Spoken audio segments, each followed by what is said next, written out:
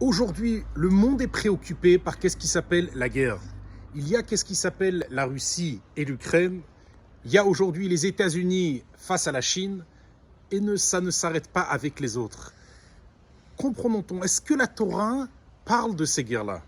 La Torah cite dans la paracha de cette semaine qui la milchama loivera, quand tu sortiras en guerre sur ton ennemi. Le Zohar HaKadosh nous explique la vraie guerre, c'est la guerre du Yetzer Hara. Quelle guerre? On est libre. Il y a la nourriture, il y a les maisons, il y a tout ce qu'il faut, l'abondance. En quoi parlons-on quand on parle de guerre?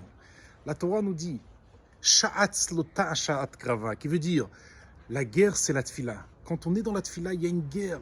Je veux penser à la tfila et j'ai tout de suite mon Yetzer Hara qui me prend la tête, il me pense à le business du jour, il me pense à mes loyers, il pense à ma nourriture que je dois me fournir, etc. Viens, la Torah te dit, quand tu sortiras en guerre sur ton ennemi, c'est-à-dire que la Torah nous certifie la victoire certaine sur le domaine de cette guerre-là.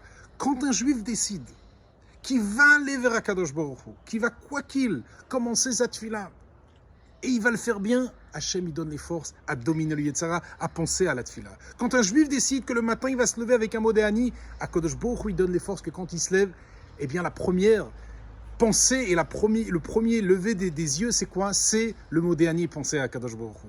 Ça, c'est qu'est-ce que la Torah nous donne une certitude. Qui t'etse la milchama uniquement quand tu sortiras à l'oivercha, tu domineras, tu seras sur ton ennemi, plus face à ton ennemi, mais tu domineras ton ennemi. Shabbat Shalom.